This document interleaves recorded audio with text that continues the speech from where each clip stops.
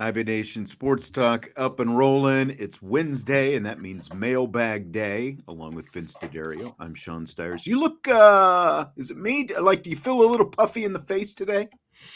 I do Maybe not it's feel that just, way. maybe it's just your glasses on. Maybe I'm not just used to the seeing you with the spectacles. glasses. I don't know. Yeah, I don't know. Or maybe I'm too close to the camera. I don't know. Got that long Vince face. There you go. Stretch it out. Stretch it out. I don't know. I mean, I was going to ask you, can you even tell that I have hair? You know, like I've been debating, because it's like the top is, it's going in that direction and I cut it short. And the only thing that's kept me from doing like full, bald shave is it seems like it would be a lot of work because it still gets thick in the back and on the sides. And I would just be shaving that thing all the time, I think, if I tried to do that. I feel like I don't even like shaving my face, so I can't imagine having to like shave my head too. I hate it. I just hate it.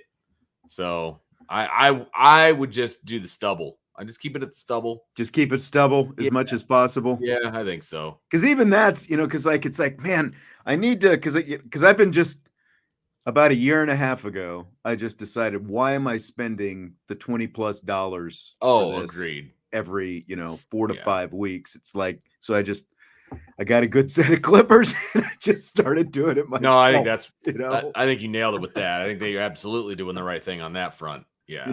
Yeah. I'm glad you agree. Yeah, I'll be there someday. It is Mailbag Day, so if you want more than bald head, shaved head talk, submit your questions. Notre Dame football and otherwise. We might just start calling this the salty bag. He did. Seriously.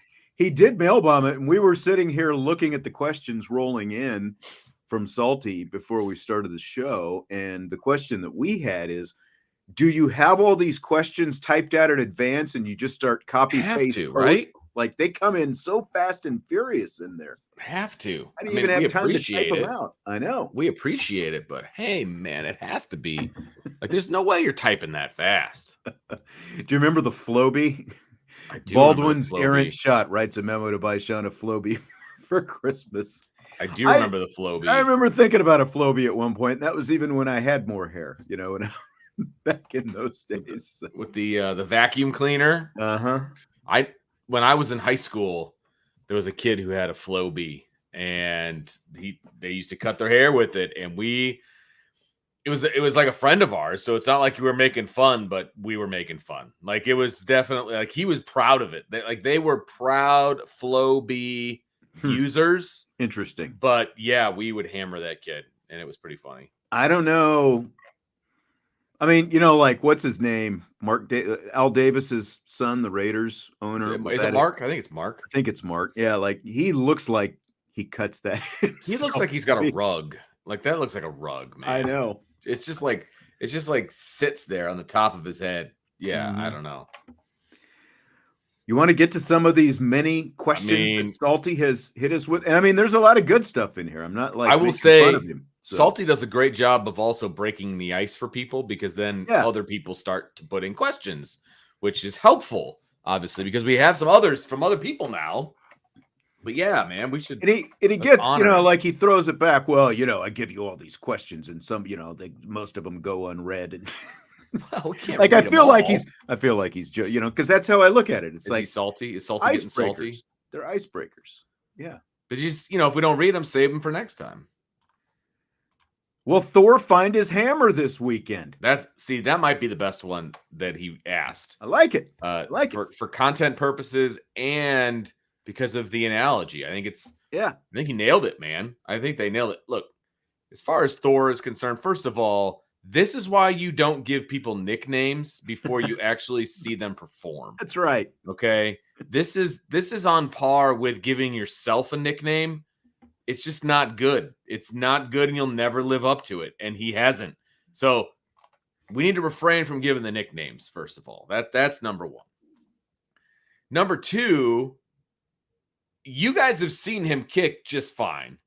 And so I think that if they just let him punt like a normal punter instead of trying to roll him out and instead of trying to overthink it, I think that he will be just fine.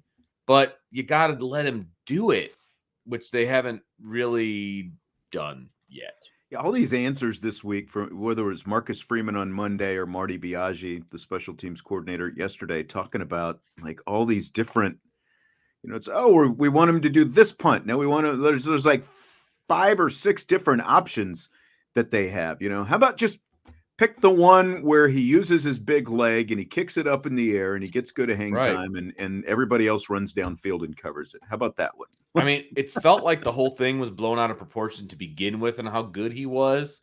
So I was never truly on board, but he has to be better than what he's been doing. He has to be better than 37 yards a punt. I mean, he has to be. I can rattle off a bunch of high school kids that can do that. Brian wants to know if we know he can punt like a normal punter. I mean, again, like the biggest sample we got was day 1 of training camp, and he was sure kicking the ball, again, like high in the air with this unique way it comes down and all that stuff. And that's what we were talking about. But we haven't seen any of that since the season started. And again, it just feels like they're asking him they're just overcomplicating it, I think. I would think if you are anywhere really from your 40, in, and he's out there punting, just let him let it rip. Exactly. Even if it's a touchback, just let him let it rip and see what happens. By let it rip, I mean, get that sucker up in the air, because that was supposed to be his biggest asset. And one of the biggest things that Notre Dame needed to improve upon from last year was getting down there in coverage and not allowing as many yards on the return. And that's kind of been an issue so far, because most of the punts have been so low and relatively ineffective. I mean, he's only averaging around 39 yards a kick right now. It's ugly. And it's just ugly. Like his line drives.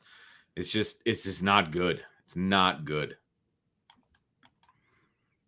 DK, how many passing yards would you like to see out of Riley Leonard in the first half Saturday?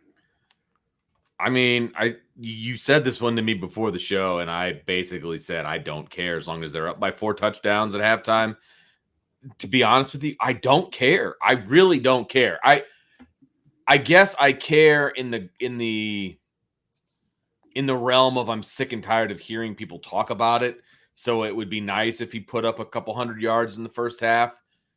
But the thing is, it's not even about the total yards, Sean. It's about, is he going to push the ball down the field? Is he going to have some completions? Can he be accurate? It's all these things that people just keep talking about. I mean, he had 120 or so yards in the first half last week, and it wasn't enough, right? 120 yards and 112. Yards 112. 112. But either way, I mean, that's over 100 yards. If he stays in a whole game, he's on pace for around 220 yards, which would be the most that he's had so far this season, which would be fine, right? And he ran for, and he probably would have ended up running for at least 170, which is over 400 yards of total offense, which you should be fine with if you're a Notre Dame fan. You know what I mean? I don't know. I guess a couple hundred would be great just to make people be quiet, but the people who don't like him, I don't think there's anything that he can do to make them like him. I just don't at this point. I really don't. No, you're right. Because even if he has a 200 or 300 yard game somehow, based on what we've seen so far, I say somehow, even though, again, if you go back just 2 years ago, he was doing it when he was at Duke. But even if you saw that, people, they'd find something. Done it once and pick it apart. Like, I just want to see progress. That's all that matters right now, is some progress. They finally, it looks like, assuming they stick with the offense that they ran last week against Purdue, they've got something that works. They know they can lean into the running backs. They also know that Riley Leonard can take off and run when he wants to. He needs to be better in the pocket, a little bit more presence. And I know people talk, there's, and look, we go back and we watch, there have been plenty of times, and I was thinking about this morning, like watching as much football as we do. What's one thing everybody says every time? Well, this guy was wide open on this play. He should have hit this guy. Like even if he makes the pass, like watch an NFL game, like watch any run of the mill NFL game, and every NFL quarterback, I guarantee you, that same thing is going to happen to them on any yeah. given play. There's always going to be someone who is a little bit more wide open who they Sure. didn't see. You know, there's obviously so much more that goes into that than just the guy is open. It's like, what is the quarterback seeing? And I think Mike Denbrock talked about it a little bit yesterday. He's got to kind of, I think they'd like to be able to maybe put some blinders on him so he's not, like quite feeling the peripheral. Yeah, he's pressure rushing. quite He's so rushing. much. He needs to Yeah. just relax. And Yeah. Andre says he needs completions. He was a 70% completion quarterback last week. He doesn't need completions. He had plenty of those. Like, I don't. At the end of the day, yes, we need to see progress. That's fine. But I just want him to be him, and I want them to win games. That's it. Incremental progress is fine for me. I'm not really going to put is. numbers on any of that kind of stuff. It's not the number that matters. It's not. It's does it pass the eye test? And again, it's not magically going to go from what we've seen so far to all of a sudden Riley Leonard is hitting these guys streaking out open all over the field. That's not going to happen overnight. I just want to see incremental. Right. Is he looking more comfortable? Is he starting to hit some of those passes? And like even if that's all I want to see right now. Even if he does that, Sean, for a half, right? And then they pull him at halftime again because they're winning by so much. Even if he does exactly what you just said, just sitting in the pocket, picking guys apart. You want to know the first thing you'll hear from the people that don't believe in Riley Leonard? It was Miami, Ohio. Who cares? It's terrible team to play against. Anybody could do that. I could do that. I could sit in the pocket and hit those guys. You're never going to hear the end of it from some people. Now, some people would love to see that, right? But there's going to be other people there's no way to please them unless he goes out and throws for 500 yards and a half. Yeah, that's absolutely right. And even then, there's going to be, look at what happened last week. They scored 66 points. You've still got people complaining that it's not good enough. Tell me about it. Unbelievable. The goal is just to score touchdowns if you're on offense and to not give up touchdowns if you're on defense. Andre, if Riley Leonard could give us for the rest of the year 2,250 passing yards, 800 rushing yards, 20 touchdowns, passing 9 rushing touchdowns, would you take it? I mean, yeah, I'd take it because that probably means they're winning all of their games, if that is probably the case, right? Because they have, 9 games? No, I'm assuming we're talking the regular season on this, right? So, that means he's throwing for about 250 yards a game. That means he's running for about 80 yards a game and, obviously racking up a bunch of touchdowns. So, yeah, I'd say I'd be okay with that. Yeah, and I mean, he's already got 4 rushing touchdowns. So if you get, if it's 9 more the rest of the way, and as far as the passing, I think any of us would take any passing touchdown right now from Riley Leonard, let alone 20. But yeah, I mean, if he ends up with those numbers, because he's only on pace for around 1,700, a little more than 1,700 passing yards right now for the entire season. So if he ends up with, if this is the rest of the way, I assuming we're starting here and going forward. I mean, that would be, he's going to be 1,000-yard rusher and pass for somewhere around 2,500, 2,600 yards if he hits that. I'd be cool with that. I think you'd take that any day of the week. Does anybody, if Notre Dame if they play the way they did last week, right? And I'm not saying put up 66 points or anything like that, but if they play the way they played last week, Riley Leonard's only going to play for a half. Right. And there's other games where he's probably going to get pulled at some point because Riley Leonard's health is the number one priority throughout the rest of the season, because no matter what anybody says, he still gives you the best opportunity to win games. And so you want to keep him healthy. He's not going to be playing full games, I don't think, Sean. And that's going to hurt his stat line. Right. So we're going to have to take what he does, kind of in a shell and, extrapolate out from that. But yeah, if he did that, I think we'd be okay. Yeah. I mean, I think there's going to be at least 2 more games that are similar from us. I'm not going to say it's going to be 42-0 at halftime, but there's a couple games on the schedule where I wouldn't be surprised if it's pretty lopsided at halftime and Steve Angeli and or Kenny Menchie or whoever ends up getting a bunch of snaps in the second half. And Riley Leonard's not out there. Will Sullivan Abshire challenge Anthony Knapp for the left tackle starting position at any point this season? No, probably not, because they love Anthony Knapp and what he does in the run game. And Sullivan Abshire will never be that good in the run game. And so I think they'll, like right now, they value the run over the pass, right? I think we can all agree on that.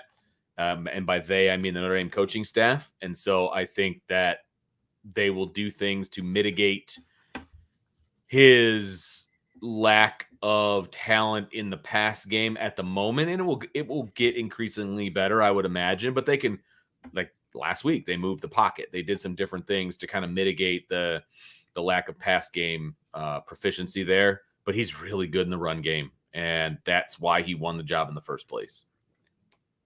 Yeah, my answer, I mean, I lean towards your direction. We didn't get to see like anything from Abshire when we saw him in camp that said this guy is close to popping. Now, the other side of that is how much of Anthony Knapp did we see before that move was made? And, look what happened. There's some obvious issues for Knapp with his pass blocking, but like you said, he is a plus run blocker.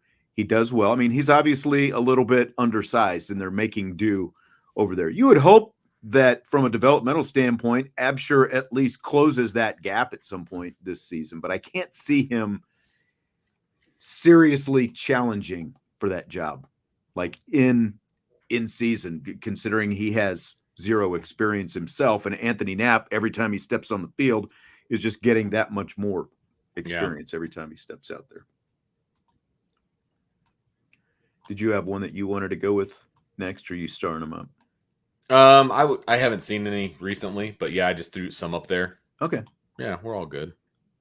Interesting one here from Mark. Does it sit right with you that many of the players refer to Coach Marcus Freeman simply as Freeman and not Coach or Coach Freeman during post-game interviews?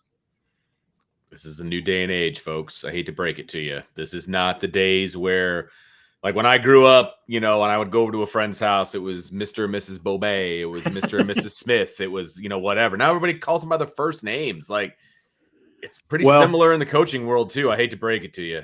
I was going to, like, if you've ever listened to any of the women's basketball interviews, like, a lot of them call Niele Ivy. They don't call her coach, or they don't call her Coach Ivy or Ivy. They call her Niele. Yeah. They're on a first name basis. Yeah. It's just, it is what it is, that's, man. Again, it's because those two are cut from the same mold, just in terms of that player relationships and the way they communicate with players, the way they relate with players.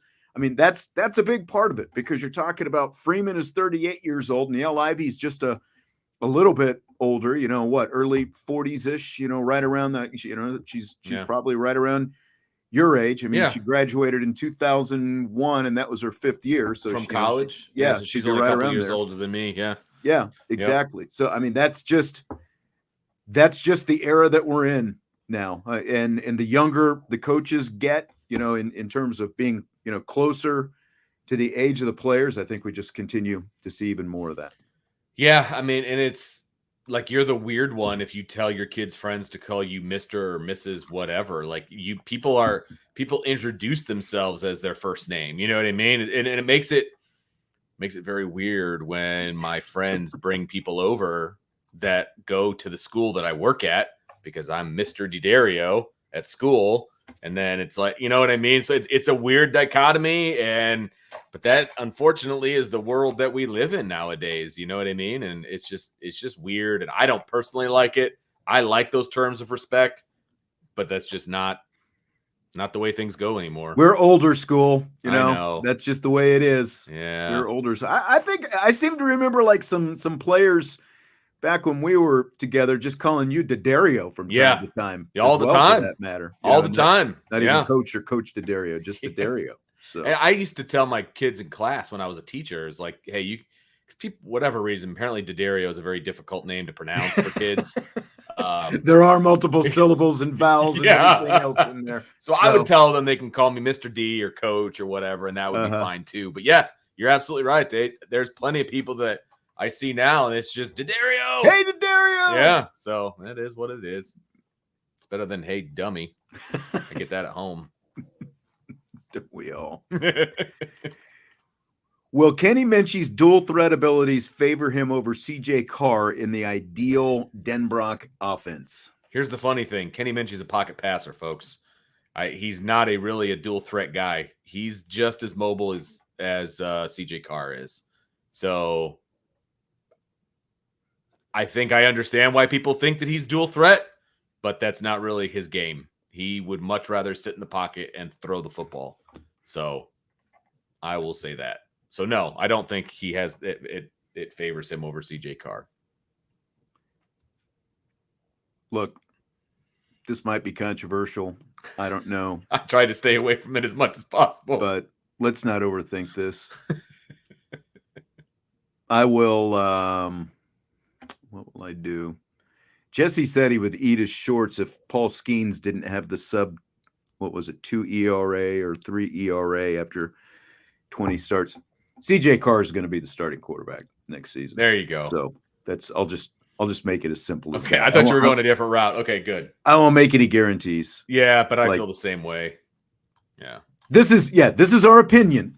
I don't want that to come out, like in case something crazy happens, but that is my strong, and I think, both of our strong held opinions that CJ Carr is going to be the starting quarterback next year.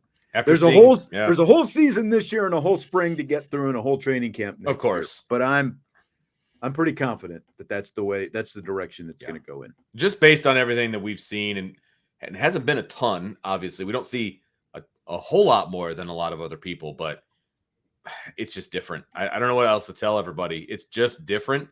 And I love Kenny Minchie. I think he can be a really, really good quarterback, either at Notre Dame or elsewhere or whatever he decides to do.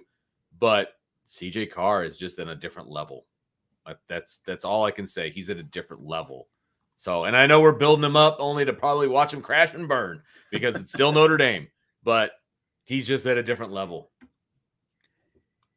Andy Saylor, like he says they need to get Carr more experience before he starts next year. And it's like, again, like the sort of old school, like that thought in me kind of says that as well. But then when you look at, and I brought these guys up before, whether it was, Johnny Manziel at Texas A&M or Jameis Winston at Florida State, those were redshirt freshmen who didn't see any significant playing time before they became starters in their second year in college, which basically be same situation CJ Carr is going to be in, a redshirt year and then starter in his redshirt freshman year. They won Heisman trophies right away, those first years. And like, I was hesitant on Iamaleava down there at Tennessee. Now, granted, the level of competition that he's played so far has not been off the charts, but he's torn it up against whoever he's played so far. He's got a bigger test at Oklahoma this weekend. But I'm just like, if you got it, you got it. Brian has said if you can coach, you can coach, that kind of thing. And if you got the chops, you got the chops. If you got the chops, you got the chops.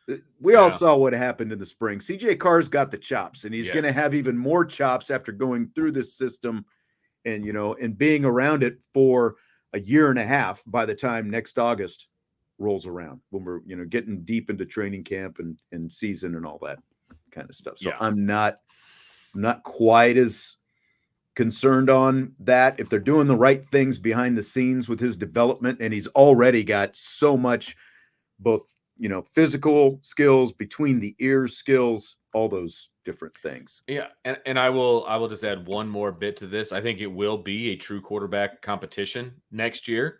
And I think the two major contenders are going to be Kenny Minchie and CJ Carr, if they're both here on the roster. And I just think that CJ Carr is going to win that battle. So that's where I'm at on this entire thing, and I'm 100% agree with everything that you said. Would you have put Carr in there to kneel it out, or should they have just waited this week and given him more time? Well, right now, look, they're going based on the depth chart, right? And Carr is the fourth quarterback on the depth chart, and until something changes, three other guys have to be in the game before CJ Carr is going to get an opportunity. So I don't know that I agree with that philosophy, but that's what they're doing. And so if you have an opportunity to play your fourth quarterback, then you play your fourth quarterback. I don't think that they're thinking of it as a, hey, let's wait and play him a different game and bring him in sooner. And look, you know what I mean? If you're thinking like what got him into trouble against Northern Illinois, not necessarily, the stuff that we've talked about before with Ball State a few years ago, but it was the wrong mindset. So like, if you're thinking that about Purdue, it's like, oh, let's wait until next week to do this. Well, you've already got the wrong mindset and you haven't even ended the Purdue game. This is the opportunity to get him his first time out there on the field. He's got 3 more times he can do it during the regular season, and they've got that exemption still for bowl games and all that, so like he's got more opportunities. And if you take care of business, those opportunities will arise as the season goes on. And remember, we've talked about this when it comes to, top level talent, right? And so like a Bryce Young or a KVA or whatever. And look, they don't even need to redshirt CJ Carr, in my opinion, because unless he gets injured, and then you could use a medical redshirt, but unless he gets injured, he is not a 5-year player. He's not going to be at Notre Dame for 5 years. If he is who we think he is, play him as much as you can freshman year, because I just don't think he's going to be around for 5 years. He's going to get his 2 years of being a starter at Notre Dame, in my opinion. He's going to be so good that he's going to leave and he's going to go to the NFL, and then you pass the torch to the next guy. The only question is going to be, does he even come back for the 4th year? Yeah. Exactly. Right. That's what I'm saying. He's not a 5-year player by any stretch, in my opinion. Right. And like I said, unless he gets injured, but then you can apply for medicals and all that kind of stuff. It's just not a 5-year player. So at the most, he's a 4-year player. Burn his red shirt. I could care less about that. See, Joe says CJ looks legit. Whoever loses the battle will probably transfer. Now, again, there's a wrench potentially. It's not official yet, but there's a good chance that the winter transfer portal window, the December window, is going to be the only transfer portal window now. Wild. So there's most likely, and again, it hasn't been approved, but there's most likely not going to be a spring transfer portal next year, based on, the way these committees have voted so far to push this along to pass this. So there's a very good chance. What's that? In December? So there's not going to be one in the spring. There's only going to be one in December, right? If they pass it, which I'll have to do some research and find out when that comes up for vote. You would think that they would be making that decision sooner than later if the December window is good, but it would basically be open from the first week of December through the end of the first week of January. And that's it. So these guys are going to have to make their minds up before they go through like spring quarterback battles and all that interesting kind of stuff potentially. Well, and I would say, in this particular situation, I would think the writing is kind of on the wall as to who the competition is going to be, amongst for the quarterback position. I don't know that for sure. It's what I've heard. So, who knows who's going to be on the roster, man? In this day and age with the transfer portal and NIL and everything else, I just don't know. And if I was, again, Vince's opinion, if I was Steve Angeli, I would leave. I would go someplace where I know I'm going to play because I think I'm really good. And so I would transfer to a Big Ten school or an ACC school or something along those lines and know that I'm going to start, or at least have a legitimate shot at the starting position and be their guy, be their dude. If I think I'm as good as I am, I'm going to go start someplace because I don't feel like I'm getting a fair shot here at Notre Dame. So I'm out. It's been nice. I got my degree. I'm out. That's what I would do. Joe says, are they going to have an honest conversation with Angeli? I mean, it feels like they have honest conversations with all these guys. Yeah. And Angeli's not stupid. I mean, he knows, he sees what's going on around him. Right. Like, I think he knows the way this is trending, to be quite honest. I mean, I can't read his mind, but sure feels like it to me. Right. I agree, DJ. Yeah, it's kind of what. Super chat from Tyler. Thank you very much. Which team is worse, Florida State or Florida? Whew, man. I mean, goodness gracious. It's like, which one of your kids that you hate do you like the best? I mean, I don't know how to even answer that. I guess I feel like Florida is better because it's at least somewhat competitive. Like Florida State, they're not even competitive right now. So I guess Florida's better than Florida State. So I guess the question is, which team is worse? So the answer is Florida State. Yeah. In my opinion. I don't know. I mean, Florida's lost to an in-state rival already, Miami, and then they got beat at home by Texas A&M's number 2 quarterback. In a downpour. I mean, it was terrible weather. Yeah, but still, both they teams just had to got beat play up. it. They just got beat up. Like, it wasn't even – I wouldn't even put that on the quarterback because it just – like, when I would watch it, and I didn't watch the entire game, but, like, I would flip it on and go back and forth and stuff. It just felt like every time I watched A&M on offense, they were just pounding the rock, man, and just, like, just beating up on Florida just over and over and just into submission. And, they were just taking their will, Neither one of them's good, but I'd say Florida State is worse right now. And that's like when you think about the talent in that state for those two programs to be what they are right now. That's rough. It's just nuts. You've already got Urban Meyer rumors floating around out there. Well, Urban Meyer rumors float around for every job opening, but true. Yeah, just look at last week. I mean, yeah, no, exactly. But, to this question from Salty, it says if Florida loses to Mississippi State, would Napier be fired on the field? The problem here, the difference between A&M and Florida, now they're both in the SEC, obviously, but Florida's schedule is murderer's row.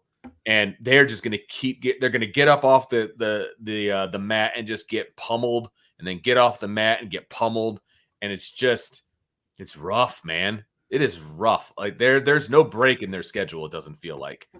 And yeah, I mean, Anthony's saying, I heard Kiffin to Florida, 15, 16 million per year. I mean, sure. I can see it happening. I have heard that Florida, like that they would potentially go after Lane Kiffin. And I think if you're Lane Kiffin, I know he's kind of flirted over the last couple of years. That would be hard to turn something like that down because you should be in a better situation. But the other side of this is if this season goes the way Ole Miss wants, Lane Kiffin's going to be in the college football playoff in December and maybe into January. Yeah. And that's going to complicate these things as well. Like because you've got an expanded college football playoff when you can actually go out and talk to a sitting head coach about the job that maybe you want, like you want him to go from an Ole Miss to a Florida, or, wherever it happens to be. I think it's just going to complicate things. I think when it comes down to, going back to the last question of Florida versus Florida State, if they played each other, who do you think would win on a neutral field? Again, neither one of them is very good. I guess I'd take Florida. I mean, we're talking about, I know, like get your slingshots out. It's going to be, I don't know what kind of I would scoring take Florida. Is gonna be done in that game. I would take Florida in a very low scoring, penalty ridden type of game. Yeah. I mean, neither team has shown much competency at anything so far. So Beefeater is predicting Kiffin to Florida and BK to Ole Miss. Ooh. I feel like BK is starting to wear out his welcome at LSU. I will say that. But I for one am shocked. I know, like we didn't try to warn people that was going to be the case, but hey, whatever. Jeff, thoughts on Jaden Greathouse so far? I know the passing game lacks, but he hasn't been the alpha dog I thought he'd be. Also a chance to return to a couple of punts Saturday and fair caught. Well, I don't know that. I'm pretty sure that was probably what they told him to do. I mean, he was catching punt. I mean, Purdue punted 10 times on Saturday. There's no point in rubbing it in at that point. It's just, hey, let's just change the possession and move on. Biaggi did say last night, on the punt return subject, that if Faison's healthy, he's going back to being the punt returner this week. Greathouse is the backup. I mean, there's no doubt about that. He was just in there to secure the catch and get the ball back to the offense. So that part I don't necessarily hold against him. As far as being the alpha dog on offense, he's been a little disappointing, to be perfectly honest with you. I agree with that.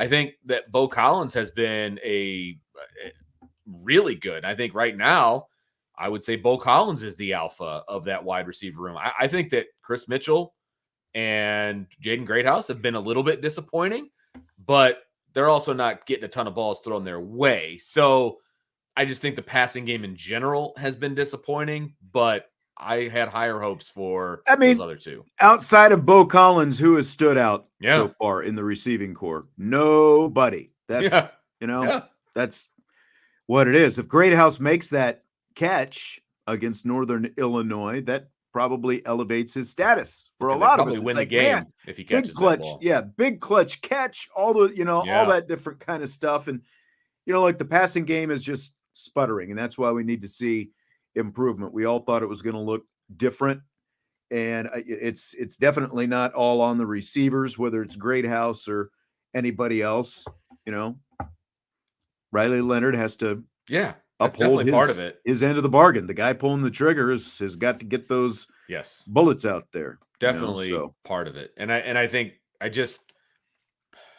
whether it's fair or not, Sean, when I think of Jaden Greathouse right now, I think of that drop versus NIU. And I don't think that's fair, but that's what immediately comes to my head, And so he needs to give me something to block that memory out right now. Yeah. Bill's asking if Jordan Faison is coming back. He should be. Like on Monday, Marcus Freeman said, as long as things go well this week, he would be. He was in uniform last week. They just didn't play him. So, and that's obviously even in a blowout situation. They just said, hey, stand over here, keep that rested. You'll be hopefully 100%. We get to talk to Marcus Freeman at noon tomorrow. So I assume that's something that'll come up, a little update on him, but both him and Burnham. I would look for updates for both of those guys coming out of that noon Zoom tomorrow. But if everything goes well, yeah, Jordan Faison is supposed to be back this week. So, and again, Marty Biaggi talked about him last night, saying, yeah, he'll be the punt returner once he's healthy again. Beefeater, what does Anthony Rizak do? I mean, he's a walk-on quarterback. Why are we worried about that? I don't know. If it came down to it, he's probably right now, he's probably the 6th string quarterback at best right now. So the fact that we're even asking, would be number 5. Like who would? I think they'd put in Buckner before they'd put in Rizak. Really? You think so? I do. Yeah. Interesting. I do. This is look, we're talking about the difference between 5th and 6th Rizak has at least taken snaps. Tyler Buckner that we know of, at least when we were out there in camp, there were no snaps for Tyler Buckner. He's throwing a lot of passes to those wide receivers, though. In the short quarter drills, don't get people on that subject, Vince. I don't know why you thought you needed to go there. The fact that we're discussing the difference between a 5th and 6th string quarterback is ridiculous. So I don't care. Thank you, Beefeater. Thank you, Beefeater. Yes, Buckner is a wide receiver. Yeah, Remind he is. Vince of that. But if the Uber that's carrying all 4 quarterbacks on their buddy trip to Subway gets into a wreck or something, I think that they'd go with Buckner before they would go with Rizak. That's all I'm saying. Interesting. That quarterback room next spring, again with a winter transfer portal only. I don't want to get too far ahead, but interesting to see what that potentially looks like next spring, just depending on what happens. Who knows? I love our chat. They're fantastic. Yes.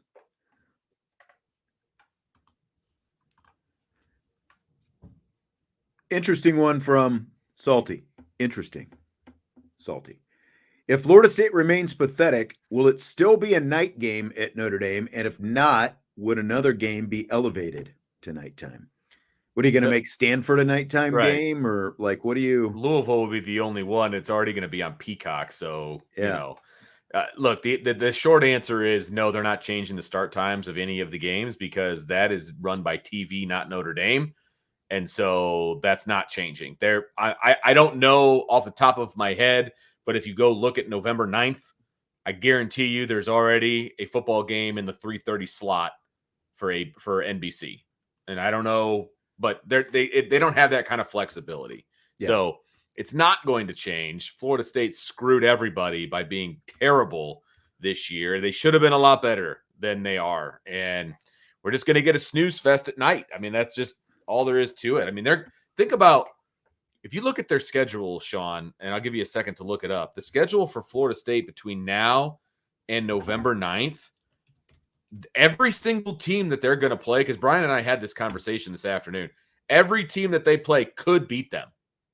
They could be over by the time they get to Notre Dame. I mean, upstart Cal is coming up this weekend. Yeah.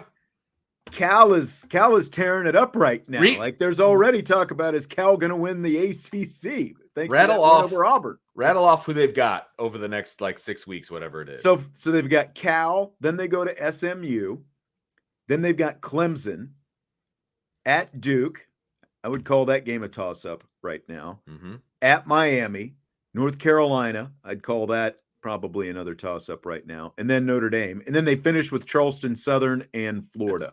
Look, the only game that they're guaranteed to win maybe at this point is Charleston Southern, and I don't even know that I'd give that, because by the time they get to Notre Dame, this roster that Florida State has is going to be a gigantic – they're going to take a smoke bomb and just explode it in the locker room. Like, I don't even know who's going to be playing at that point, because that roster, that he's going to lose that locker room, and that roster is going to start dropping like flies. It's going to be ugly.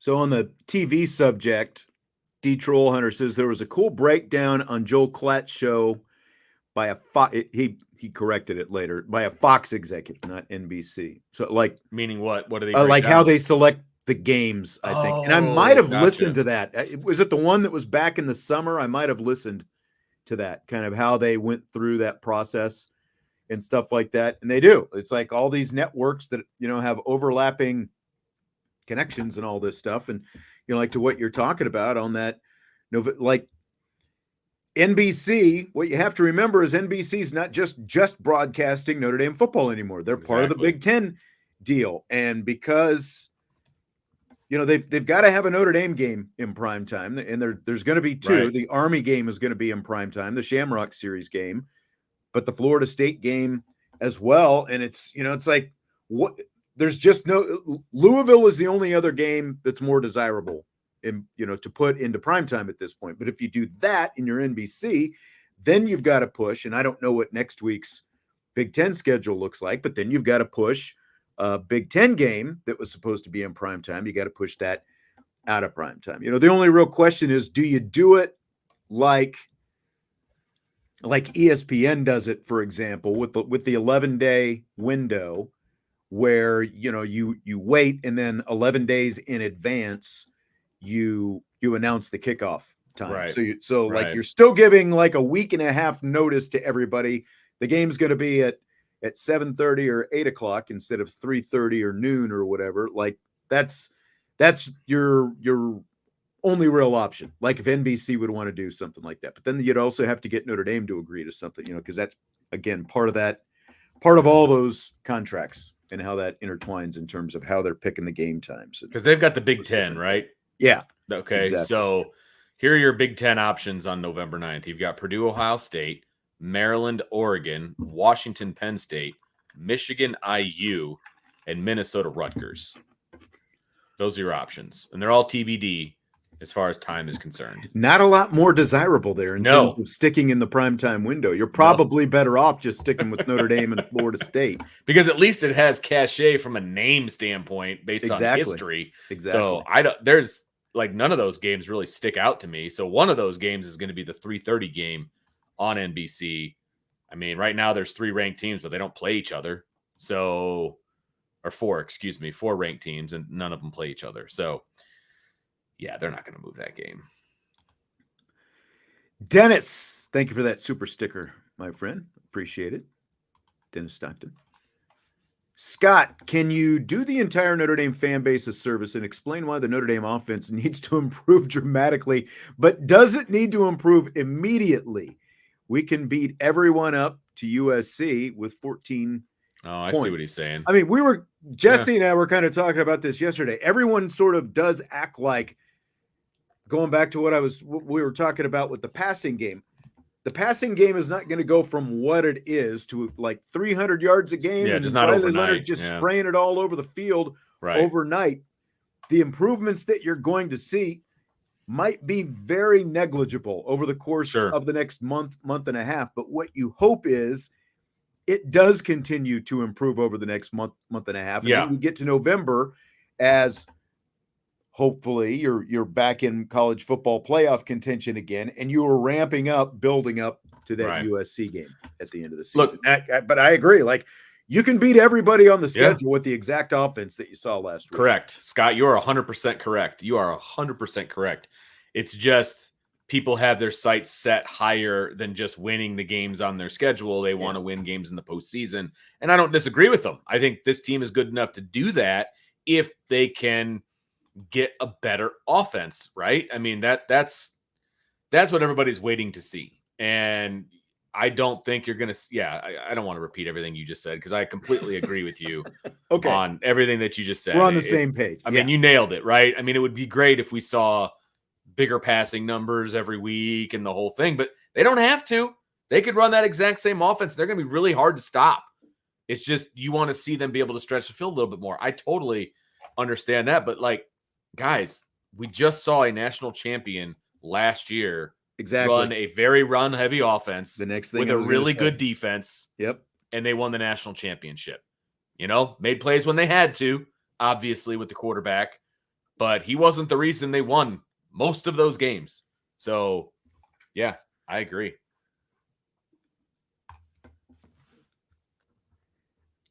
Thank you. Thanks again for the super chat, Tyler. He's got another super chat coming in. I was trying to write down a note and then kind of got caught in between. Who are you rooting for, USC or Michigan? You have to pick one. It's no brainer. It's USC all day long, twice on Sunday. There's no chance I'm rooting for Michigan ever. So, look, there's the difference for me, Sean. I respect USC. I don't respect Michigan. So they're all rivals. I don't like them, but I respect them. So I will root for USC. I will be a giant USC fan when they play Michigan. Also, as a Notre Dame fan, I want USC to keep winning, obviously, because I want them to be the best team that Notre Dame plays at the end of the season. That's what you want. Like, if you're a Notre Dame fan, you want every Notre Dame team on the schedule to win every game except for the one that Notre Dame wins, because that just makes Notre Dame's strength of schedule argument look that much better. And that obviously includes Northern Illinois. Like, you want Northern Illinois to be in that top 12 conversation come the end of October and early November when they start putting out those playoff rankings. You know, that's just the way it is. You want every Notre Dame opponent to be as good as possible. Because, like, especially from Notre Dame's perspective now, like specific to this USC or Michigan, you want that win at the end of the season to mean as much as possible. Oh, yeah. And obviously, especially at their place. If that's at least a 9-win USC team, it's just that much better for Notre Dame because they are competing in the Big Ten. And that is the last opportunity that you have to make your point, make your case for the playoff. It's the last time. Other teams are going to get conference championships and, different things like that. Thanksgiving is your last chance to make a point. You want USC to be good and you want to embarrass them on their field. That's the goal. So you want them to have as many wins as possible. DK, will Riley Leonard lead all quarterbacks in rushing touchdowns in the Power 4? I was looking at this. You take this one. This is good. Earlier. So as of right now, Jalen Milroe is the top touchdown scoring quarterback. I turned my words around. 6. He has 6. He's tied for 4th right now. Riley Leonard is one of a slew of guys who are tied for 11th with his 4 touchdowns. So, I mean, he's not that far behind. He's only 2 behind. I could see him sharing the lead, but who was the other quarterback there's like a handful of other guys who are in that mix as well. The guy from Arkansas is in there. Brady Cook from Missouri also has 4. So there's a lot of guys in that conversation. I think Riley Leonard at some point is going to start throwing more touchdowns than running for touchdowns. So I'll say no. I'll say one of these other guys ends up being the national touchdown leader. Well, quarterbacks. Most fans would probably want to say no to this, right? Because they want him to be throwing all of those touchdowns because they count more. Did you know that, Sean, that passing touchdowns count more than running touchdowns? Really? That's what I've heard from people. Wow. I didn't realize they changed the rules, but apparently they did. So I don't think he'll lead the country because there's going to be that outlier team somewhere that will beat him. You know what I mean? Maybe What was that list again? Was there any Power 5 teams or Power 4 teams on there that are leading? Well, Jalen Milroe. He's Milroe? fourth. Okay. He's the top Okay. touchdown scorer for quarterbacks right now. He's got 6 for Alabama. And then let me find him again. Brady Cook from Missouri is tied with Riley Leonard with 4. Taylon Green from Arkansas also has 4. Leonard has 4. John Mateer from Washington State has 4. You know, like if you consider that power, I mean, it's not. I mean, they're power basically 4, right, obviously, but they're actually doing fairly well, Washington State right now. But they'll always be an outlier again. Like Jackson Dart has 3. You know, kind of like on the next tier. So there are to answer your question, there are a lot of Power 5 guys, Power 4 guys who are in that mix. Moving right along. Put loose and fast. Will Kennedy Urlacher see substantially increased first half minutes in games this season? No, he won't. He's not even on the depth chart. That was an easy one. He looked great. He looked great as a backup. He looked great. He's going to be great, but he's low on the depth chart. So who are you going to replace exactly? Are you going to take out Xavier Watts? Are you going to take out a Don Schuler? Here comes Vince yelling at everybody. I'm just saying, no. The answer is no. I don't even think he's on the 2 deep, is he? I wonder your kids don't want to say your name. Kids in your class. I'm the one who should remain nameless. Right. I mean, I think he'd be a great special teams player if that's the route they decided to go. You know, it's kind of a question of, do you want to spend maybe a season of eligibility doing that, or is the developmental because I think they looked at him as more a developmental guy anyway, you know, a guy who's going to help a year or 2 down the line. I mean, he's obviously got great football instincts. We talked about him earlier this week. The pass coverage thing is what he's got to get figured out. Like, would he make a better rover maybe in the future? Something like that. That was something that kind of has crossed my mind just watching him play. But like, you know, again, he could be on all the special teams this year if they decided that it like just use a year of eligibility because he could help you that much. But I don't see him being on the 2 deep. I don't see him cracking 2 deep. So he is technically on the depth chart right now. I just looked it up. Really? For the boundary safety position. So it's a Don Schuler as a starter. Then it's got Luke Talich or Kennedy Urlacher. Okay. So how often did we see Luke Talich though? You know what I mean? Like it's still going to be a 3-man rotation between a Don Schuler, Xavier Watts, and Rod Hurd. I don't see that changing anytime soon, but he did crack the depth chart as an or. And I wanted to go ahead. That's a step up. That's a step up for him. I was going to look at last week's depth chart just to see if he was even on it, just to, you know, back us up. He was an or last week too, going into last week. So he's been an or for a while and we haven't really seen him. So I'm still pretty confident in where things stand. Anthony, thank you very much for the super chat. He just always checks in from time to time saying, thank you for the show. Thank you for being here. And thank you for that super chat as well. Dennis Stockton with another one. Thanks again for the super chat. He says, someone should bring back the Sunday morning replays like Lindsey Nelson and Paul did in the 70s. That's how old I am. Yeah, they have this thing called the internet now. And I think it's kind of replaced the need, you know, like I remember George Michael's Sports Machine and that kind of, you know, went the way of the windmill, you know, a while back. I don't know. YouTube is kind of where it's at, I guess, right now. That's your highlight machine, isn't it? And here's the other thing. I don't think that Notre Dame games are much more available to people now live than they ever have been, you know, back in the 70s. And so people are watching the games live. They don't need to rewatch it. And if they do rewatch it, you know, they hit the DVR, or they have recorded it or whatever you want. I know it's not an actual DVR, but you know what I mean? Like they have recorded the game. That's a good point because like back in the 70s, Notre Dame wasn't even nationally televised every week. They had obviously some nationally televised games, but they weren't on every week, but there was still a big demand. That's why you had that highlight show. But yeah, because and like even now you can go to on demand with the streaming services and stuff like that and find the archive broadcast. Yep, absolutely. Yep. Those were the days. Those were the days. Those were the days. Illinois or Nebraska? We'll go through some of these picks here. Illinois, Nebraska. I think Nebraska's actually pretty good this year. So we're probably going to have to pick this game. Nebraska beat my Jayhawks a couple of weeks ago. So there you go. Got to take them. I'm going to go Nebraska. Yeah, I'm taking Nebraska. I just don't. Better defense, I think. I need to see Illinois win more games before I jump on the Illinois bandwagon. But Nebraska's their stock is up. Yeah, Kansas has been pretty disappointing. So I don't know how quality. They turned around, lost to Illinois, and then UNLV back-to-back weeks. We already picked the USC Michigan game.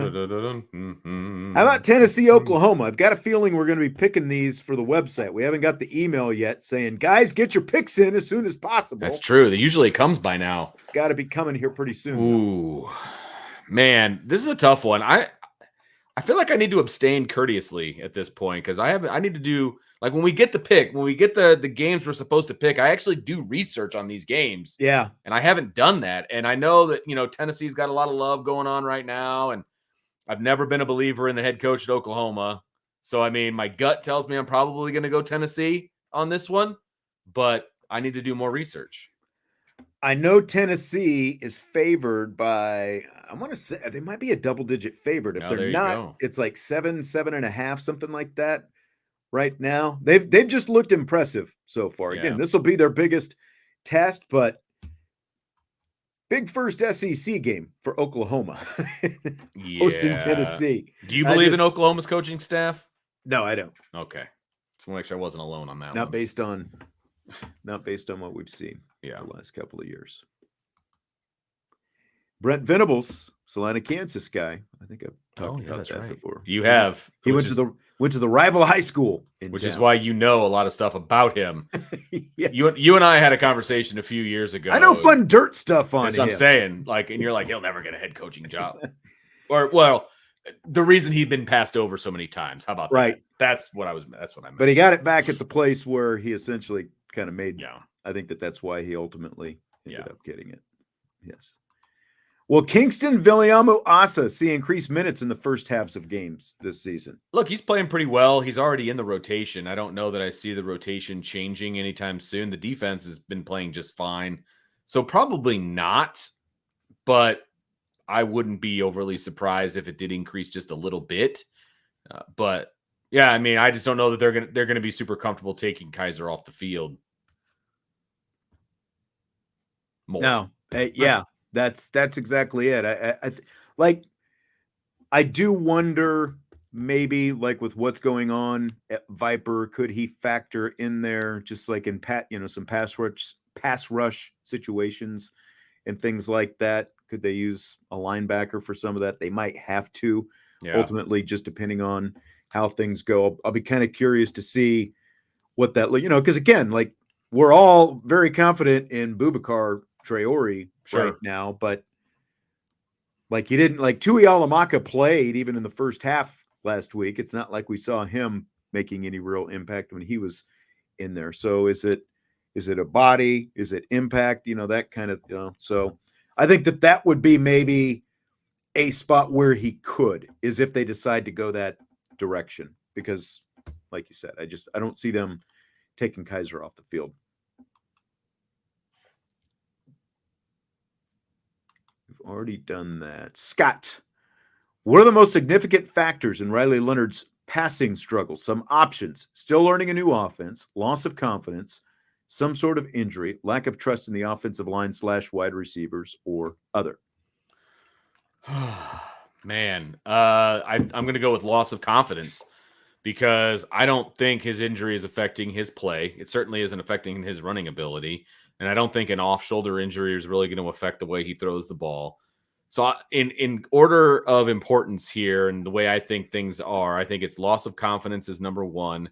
I think lack of trust in the offensive line, not necessarily the wide receivers, would be 2. And learning the new offense would be 3, and injury would be 4.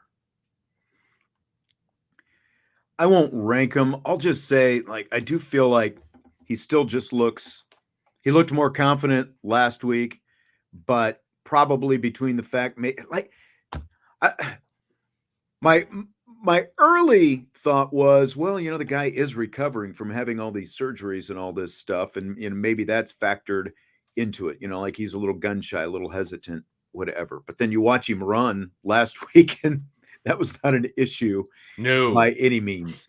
And it's just it feels like for whatever reason he's just sped up. So maybe the lack of experience in that offensive line in front of him, he's still, kind of trying to get used to, and at the same time getting that comfort in the offense. But again, I think some of that has come along with some of those conversations that he's had with Denbrock in terms of we need to be doing more of this, less of this, just figuring out the overall comfort and sort of how he fits into that. I'm a little upset. Like, we heard that they had a meeting and all this other stuff about, what he feels comfortable with, what he doesn't feel comfortable with. It's like, and you waited till week 3 because like that was a little troubling. I'm like, I'm glad it finally happened, but like that should be a fall camp conversation personally, but hey, it's all good.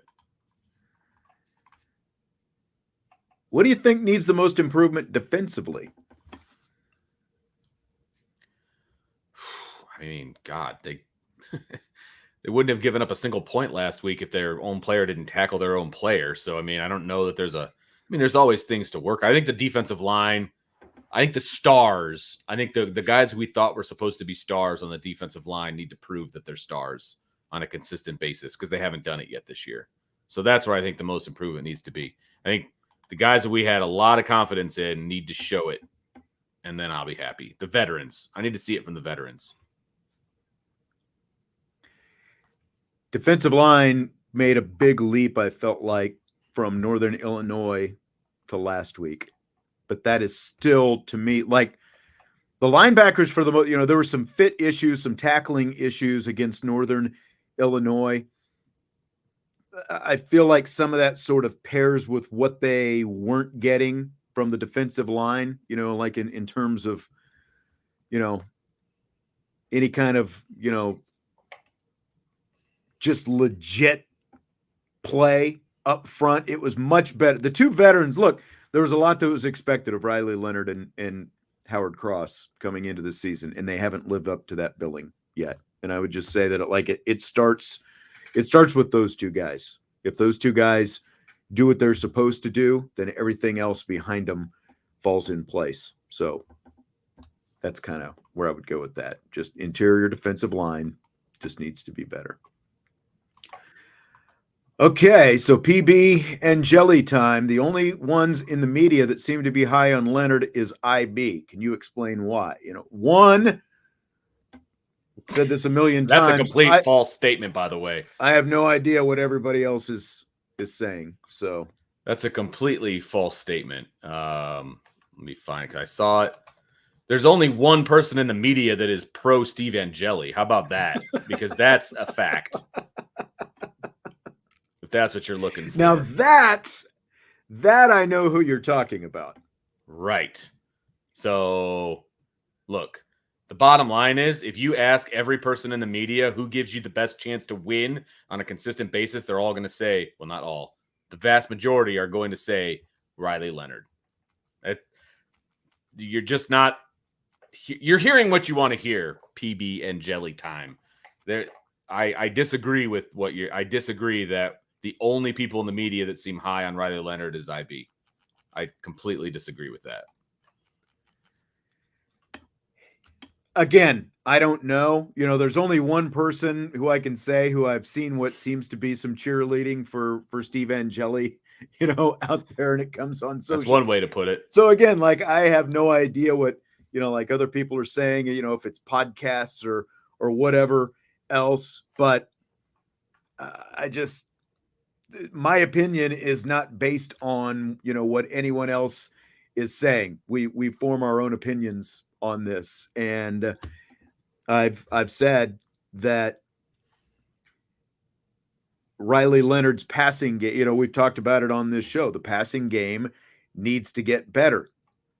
The bottom line is, does he do enough to help you win or not? Because as you sarcastically pointed out, rushing touchdowns and passing touchdowns, it's still 6 points either way. It does not matter how it is scored. And as long as he is taking them to the end zone, which he didn't against Northern Illinois, but then they, again, they changed some things up, ran a different offense last week against Purdue. As long as he's getting them into the end zone, that's all that matters. So that's all I will say. Like watching what we have watched.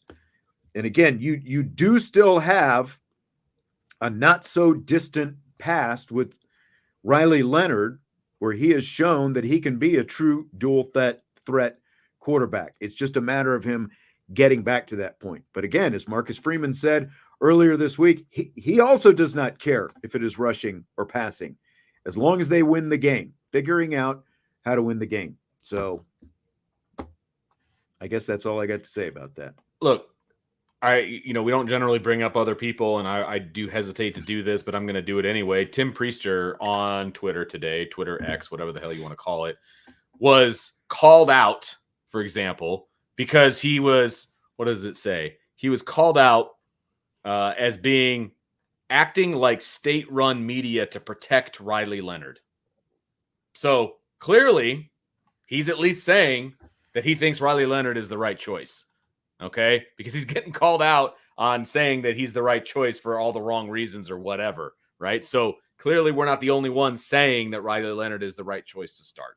So I'll just say that. And he had to defend himself from that accusation in a public forum, which is ridiculous, by the way. Yeah. PB and Jelly, this is a false statement. Like, how many touchdowns did J.J. McCarthy throw for last year?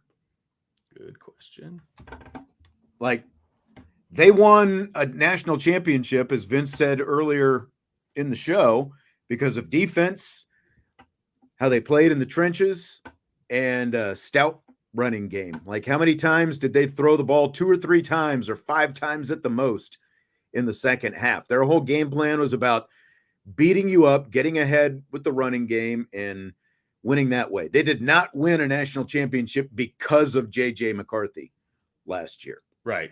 And because he was airing it out, throwing touchdowns all over the place. He threw for 22 touchdowns and 4 interceptions last year. Okay. And shy of 3,000 yards. In the big games. Solid numbers. I need to find the game by game. Not off the charts by any means. Because the big games, that was not really the case. Oh, that's the NFL. He's never played it down in the NFL. I don't care. Let me see here. I know this is riveting radio as I try to look this up, but okay. Against Washington in the national championship game, who knows how many touchdowns he threw in that game? Anybody? Bueller? 0. I mean, 0. I would have said 0 or 1, but again, honestly, like, my answer would have been it doesn't matter because they had 40 rushing touchdowns last season. Right. Michigan had 40 rushing touchdowns last season. Blake Corum scored 27 of them, and they won a lot of games. So again, like, I'm not going to get wrapped up in a bunch of stats, man. That's like Ant VR. I'm not sure what this is pertaining to. Why so disingenuous? We all know that's very nearsighted thing. What exactly was that? What are we being disingenuous about? I'm very genuine when I talk. I've never given an opinion that I don't back or that I don't believe. And if you look at the touchdowns that McCarthy threw, he had 3 against East Carolina. He had 2 against UNLV. He had 2 against Bowling Green. He had 1 against Rutgers, 2 against Nebraska, 1 against Minnesota, 3 against IU, 4 against a putrid Michigan State team, 0 against Purdue, 0 against Penn State, 0 against Maryland, 1 against Ohio State, 0 against Iowa, 3 against Alabama. I will give him credit for that. And 0 in the national championship game against Washington. There you go. We're never going to make everybody happy with this quarterback conversation. That's just the way it is. And a PB and Jelly came back with, if that's the case, why not just keep Buckner? Because Buckner decided to follow Tommy Reese to Alabama. That was Tyler Buckner's decision. He wasn't kicked out. Like we can go back to this if you want, because Marcus Freeman's plan was you bring in Sam Hartman last year. Hartman and Buckner competed for the job in the spring. Hartman won, which, shocker, everybody knew he was going to win, but he won the job. And Tyler Buckner made the decision to transfer to Alabama. And if you remember, when Buckner announced he was coming back to Notre Dame to play lacrosse and all that stuff, you remember that big long letter that he wrote, whether it was Chat GPT or whatever it was, like he wrote that letter, but he wrote that letter and he talked about sort of like following fool's gold or what he listened to voices or whatever. Like basically he was saying he shouldn't have listened to Tommy Reese and gone to Alabama. There were false promises or whatever. He should have just stayed here and he regretted it and he came back. But my point is, if Tyler Buckner had stayed instead of transferring, I would say there's probably a 90% chance that he is the quarterback right now and Riley Leonard never came here. That's a pretty good point, actually. Yeah, that's a pretty good point. Because he would have had a whole other year under his belt. That was the succession plan, that Tyler Buckner was going to follow Sam Hartman. He would have competed this past spring with Angeli Minchie. Whether or not he won it, I don't know. But that was his decision to go to Alabama. So, and it's kind of set the whole rest of the next year or two in motion because of that. Yeah, I completely agree with that. And look, everybody's entitled to their opinion. I have no problem if people want again, backup quarterback's always going to be the most popular guy in the team. That has been the case since, way back when they first started playing football. So I don't have any problem with somebody wanting what they want. We've got our opinion because we've seen these guys play. And I mean, look, in my opinion, the most talented quarterback isn't even playing. The most talented quarterback on the roster isn't even playing this year. So I still think they're playing the right guy, but he's not even the most talented guy on the roster. Yeah. Appreciate you. Appreciate the comments. Appreciate the questions, PB and Jelly, for keeping it civil. Yeah. He says, we all want the same thing, to win. Appreciate you guys having the dialogue rather than just banning it or throwing it. Appreciate it. Yeah, we're not going to ban anybody. It's the same. We all, we kick around a lot of stuff here. And we, this is Mailbag Day. So we obviously bring it on, baby. Appreciate, all the input and the questions and everything else. And again, there's never going to be a consensus opinion on what's going on with the quarterback. The quarterback is literally going to have to play perfect for that to happen. And all it takes is, I hesitate to even say it, but, there was a certain pro team that I pull for, and they got bludgeoned last week by New Orleans. Like New Orleans is still scoring offensively. They scored like the first 16 times they had the ball this season, including every time they had the ball in the first half last week. But who did a lot of fans point the blame at? The quarterback of the other team, because apparently he wasn't, scoring enough points to keep up, even though their defense was just getting bludgeoned out there. So it's just always gonna, all the blame and too much blame, too much credit. It goes the quarterback's way, the head coach's way. That's just the way it is. I'm sure some of this might come back up when we get into this other part of the show. Whoa. Are you ready for rapid fire? Let's go. Ready for rapid fire. All right. I don't know what you think about these first couple here. I've been kind of excited to talk about these. I think it's going to be fun. So, Irish defensive coordinator Al Golden asked yesterday if he remembers the last time he held an opposing team to 6 first downs like his defense did against Purdue last week. Here is Golden's response. I wish I had the audio, but I'm going to read you the transcript. So here's Golden's response to that. Quote, "I don't, but it's so long ago now that it's history. I don't really get into the stat part of it. We turned the page fast. We graded it on the way home, woke up Sunday morning, put a couple bullets on, things we did well, things we have to do better, had our staff meeting, and moved on. This is an excellent system that awaits in Miami, and it all goes through the most veteran quarterback I've seen in quite some time. I'm sorry. You just can't look backwards. End quote. So, Vince, Al Golden doesn't care about holding Purdue to 6 first downs, but do you care about holding Purdue to 6 first downs? I absolutely care because it's my job to care. It's not his job to care. That's right. But I am totally cool with his response. I really am. I think it's a fantastic response. He's supposed to turn the page and get ready for the next opponent. And then in the offseason, you can dwell and you can look back and you can be all excited about what you did. But right now, you're supposed to focus on the next opponent. So I have no problem whatsoever with his response. But as analysts, as people who break down the game, as people who comment on the game, that's our job, right? I absolutely care that they only gave Purdue 6 first downs. That's a dominating defense. And you hope that they can repeat that type of performance going into this week against Miami, Ohio. So right. I absolutely care because they gave up too many first downs 2 weeks ago. Right.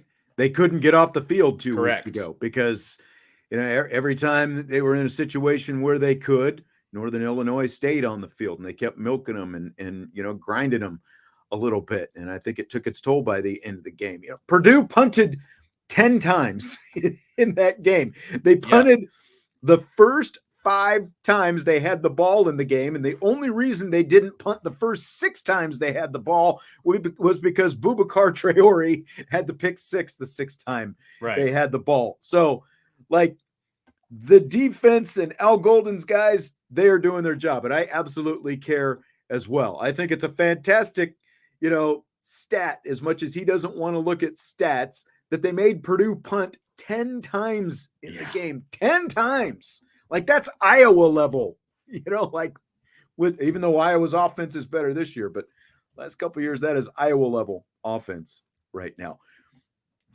Would you like to be a fly on the wall watching Al Golden grind tape?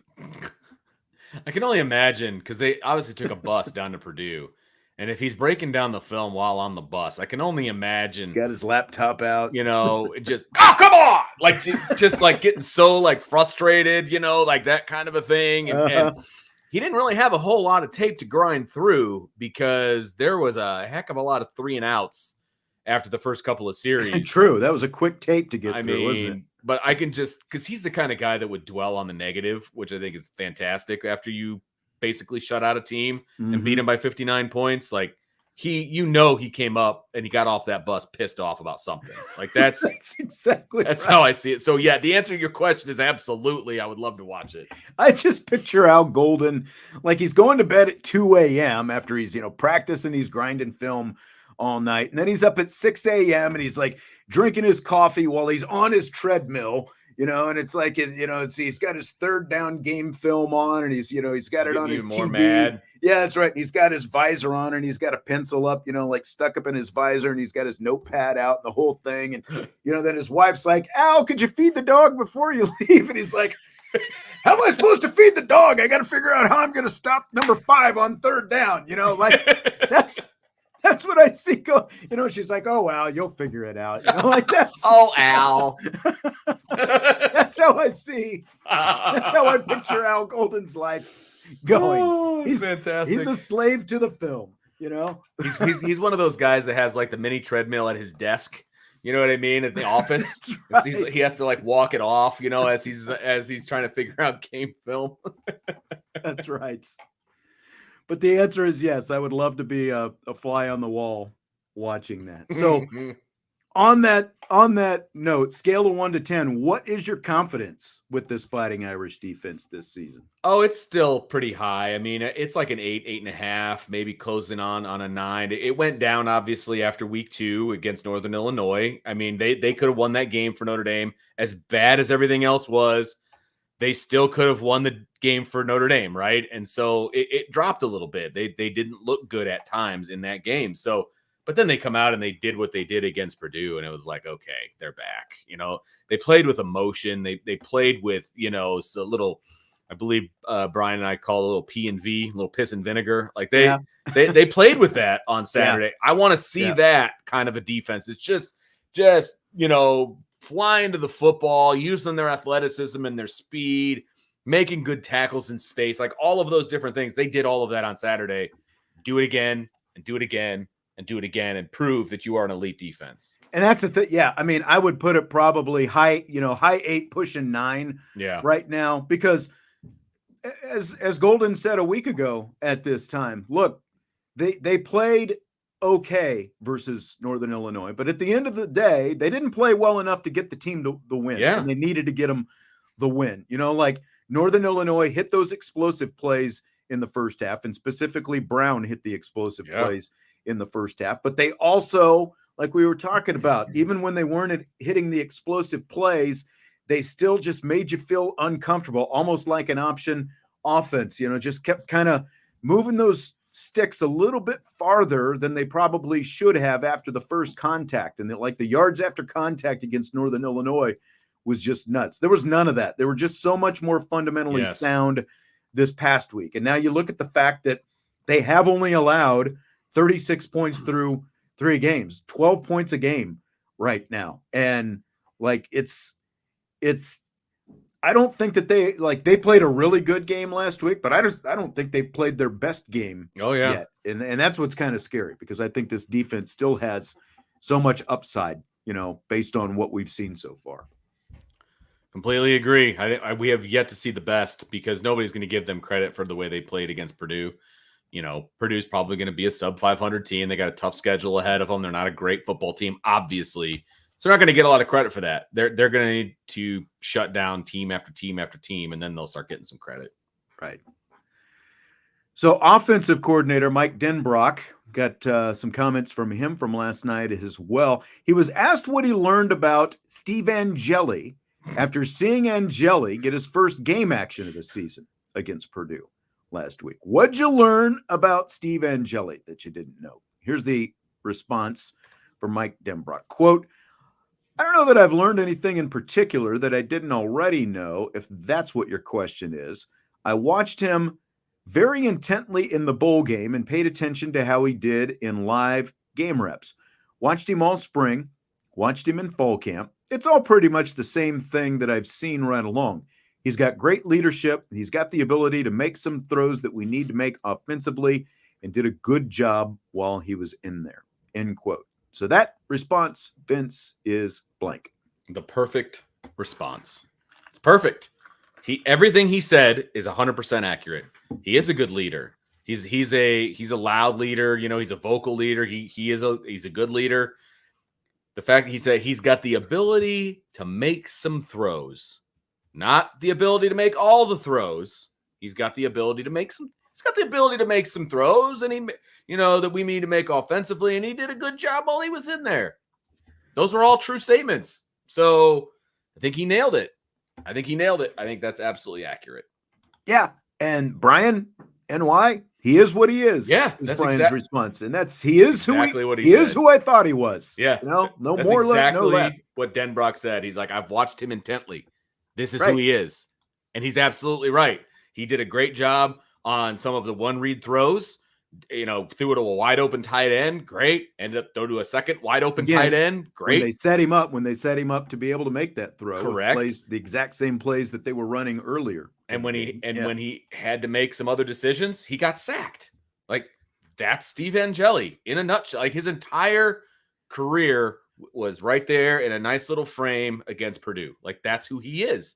He can make some plays, and then he'll also frustrate the heck out of you and take sacks he shouldn't take. And, Chris says he looked good. I would say he didn't look bad. Like, that would be my differentiation, So, like, it's the sacks. Like, I did feel like there were times when he showed pretty good presence out, like in terms of pocket presence. But then, like you talk about the difference between what you're going to get from Leonard and what you're going to get from Angeli, no, Leonard hasn't hit those throws downfield yet. And we've talked this week about how he's been off just a little bit a couple of times. He got bumped by Knapp on that throw to Bo Collins. And obviously, again, he hit Greathouse in the hands against Northern Illinois and that kind of stuff. So he hasn't quite hit those connections just yet.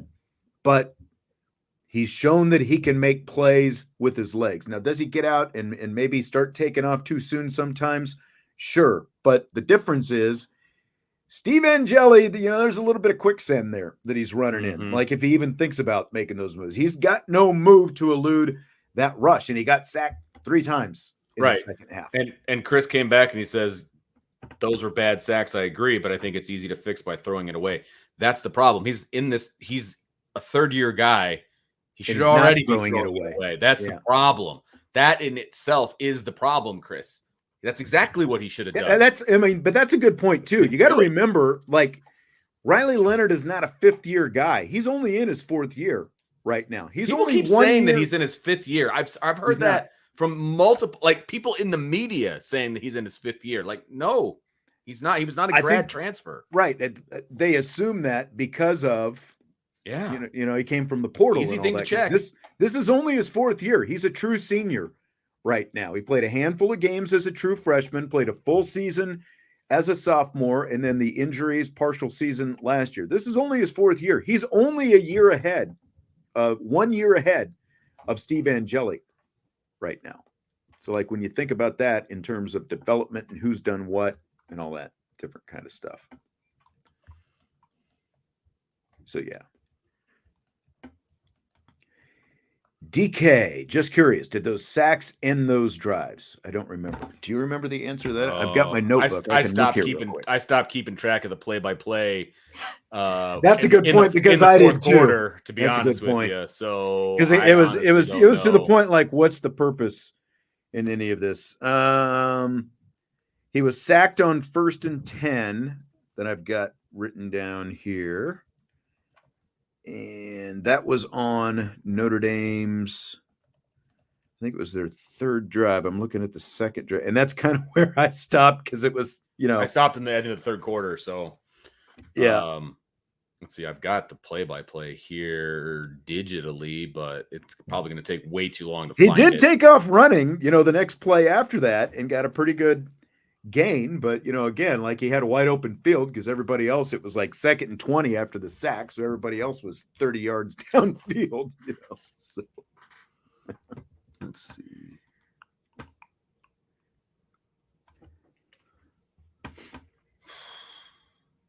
Yeah, I'm gonna have a hard time. Like I said, this is not great radio. Trying to look for when Steve Angeli was sacked. And why, if it killed drives or whatever. Yeah. Because I'm honestly not sure. Josh is asking if technically Riley Leonard could play 1 more year. He could not. This is fun, because only if he ends up redshirting this year for an injury or something like that. Like if he would get injured right now or not play again for the rest of the year, this could be his redshirt year. But the players, like the COVID year, anyone who's in their 5th year, like going into their 5th year right now, using the COVID year, like that was the final. Essentially, Riley Leonard came in a year too late to get the COVID year of eligibility, right? The extra year of eligibility. Yep. So, yeah. So he could not, like, again, unless this was a year that he ended up redshirting, he could not play 1 more year. So which quarterback, Vince, will throw a touchdown first this season? Riley Leonard or your favorite guy, Chicago Bears rookie Caleb Williams? Well, look, Riley Leonard gets to play a day before Williams, right? So I believe Williams is playing on Sunday. Yes. So if that's the case, then I'm going to go with Riley Leonard. I have to. I think I predicted this last week too, and obviously I was wrong. I just feel like he's going to get one this week. So I'm feeling it. It's going to happen. It's going to happen this week. Yes. Feeling the vibe. That's what I'm hoping for. Now, I was calling it last week that there would be like a screen pass to Jeremiah Love, which I don't think ever really came, but I was calling screen pass Jeremiah Love, and that was going to be Riley Leonard's first touchdown pass of the season. Again, didn't happen, but I'm feeling it. Touchdown pass coming. He gets his first one at Notre Dame Stadium this weekend. If not, he'll have 4 touchdown runs. So you've got that going for you. Book it. But because he plays Saturday and Caleb Williams plays Sunday, I'm going to go with Riley. Yeah, it's a cop-out answer, but that's what I'm going with. Yeah, that's because look, I think Riley Leonard's actually looked better than Caleb Williams as far as throwing the football, and that's saying a lot. So, well, cut him some slack. He is a rookie. Yeah, but he's doing the same things he was doing when they put pressure on him as a senior in college. or That whatever. offensive his line last is year of horrible, though. college. Like I saw They're somebody awful. talking about it. They're awful. And I said this, and I know that you fall in love with wide receivers and all that kind of stuff, and it looks great. It's like, oh, we're going to take Caleb Williams 1, and we're going to get Rome Odunze. The Bears have not drafted a high first-round offensive lineman literally in at least 25 years. Like, do yourself a favor and draft a freaking left tackle for once. You know, draft a quality offensive lineman and help your quarterback that way. But that's not the way the Bears decided to do it. It doesn't matter who the GM is, they still go that direction. So fill in the blank. It's blank that Tennessee is upping ticket prices to all of its sports next year by 10% for what they call a talent fee on tickets to contribute to the revenue sharing plan that's going to begin next year. I honestly think it's a pretty good idea. If fans want you to spend the money, it's time to put in a little piece of the pie. Like I really don't have a problem with that. I really don't. I mean, how are some of these schools supposed to pay for all the player acquisition that they're supposed to have? Like I really don't have a problem with it. I don't either. And I'll be somewhat surprised if you don't start seeing this across the Power Four. I mean, they're just getting out in front of it's got to happen somewhere. If you're going to start sharing the revenue with the players, then you have to find different ways to increase the revenue so that you're not taking as big a hit by sharing that revenue with, players, student athletes, whatever you want to call them. But they've got to come up with it someplace. And so who are you going to pass it along to? You're going to pass it along to the fans, and they've got a big stadium and they sell out all the time. So I think it makes perfect sense. Yep. Up your ticket prices a little bit. As long as the demand is there, people are going to pay it. And, again, start there. And I'm sure that they're going to, continue to look at that, other ways with sponsorships and stuff like that. But everyone's got sponsorships right now. So add a little bit to your ticket prices and go that direction. I'm not shocked. Not at all. And I think it's actually a kind of an inventive way to raise some money. I really, like I said, I have no problem with it. Yep. PB Angeli, going back to the quarterbacks, he says, if there was a reward for being the worst evaluator of quarterback talent all time, I think it should go to Rees. Open terms of Carr, even a blind squirrel sometimes finds a nut. The quarterbacks that were brought in prior to Brian Kelly leaving were Brian Kelly guys. And as Sloppy Joe aptly pointed out, BK picked Steve Angeli over Drew Aller. That was a Brian Kelly move. And as soon as Brian Kelly left, that is when Kenny Minchie came in, CJ Carr came in. Those are Rees guys. So if you like both of those guys, then you can't say Rees is a bad evaluator of talent. You can't have it both ways. He recruited those guys. They committed on his watch. So can't have it both ways. I know for a fact that Tommy Rees was hamstrung with who he was allowed to recruit under Brian Kelly. Yeah. Period. Yeah. So, yep. There was a mold of what he was looking for. Yeah. That's for sure.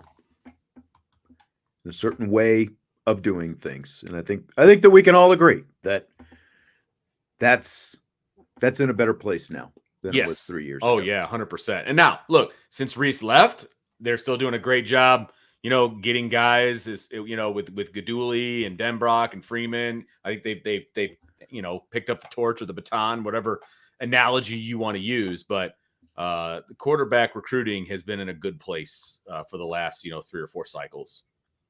Scott, thank you very much for the reminder to everyone to hit that like button. We appreciate it.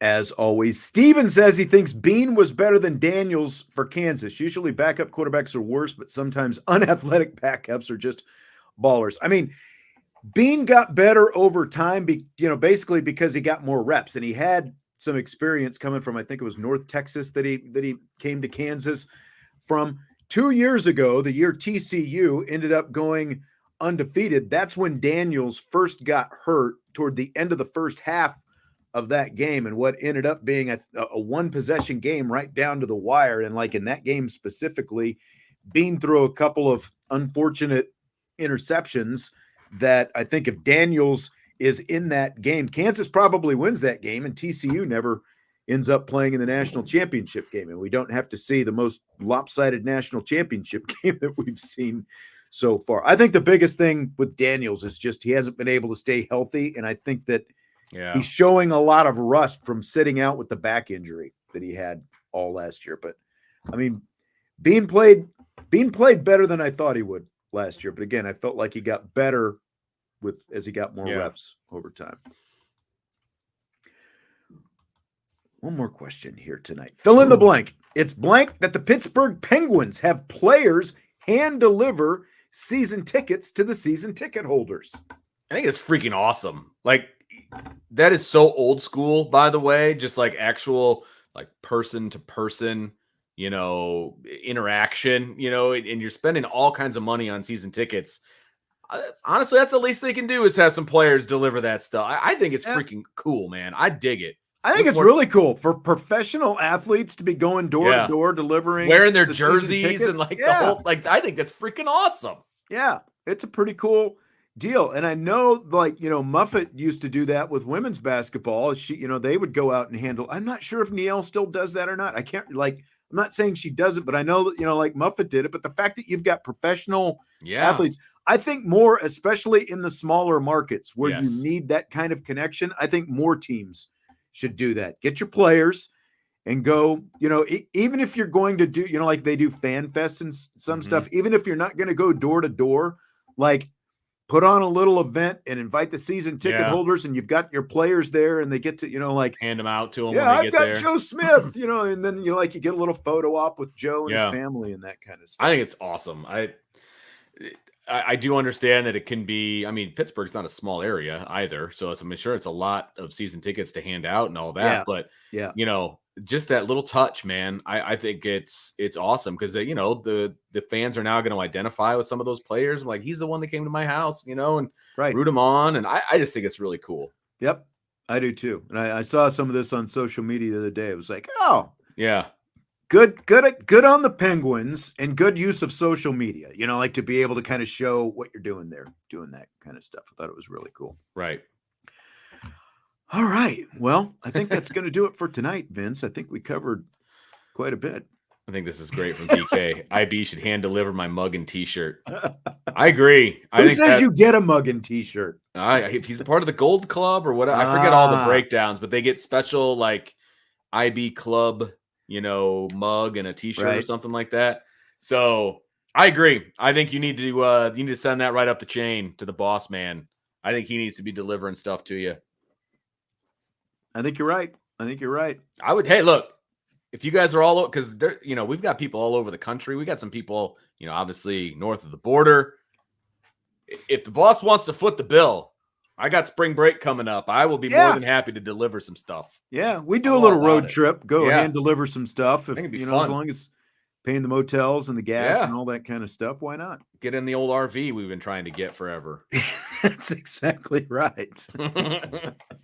When's that going to happen? Still got to work on that, man.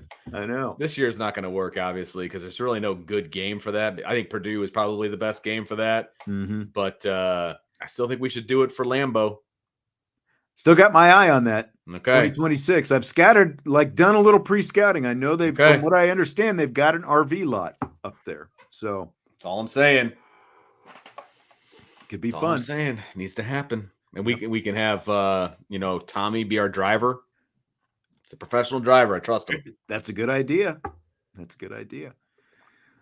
Although,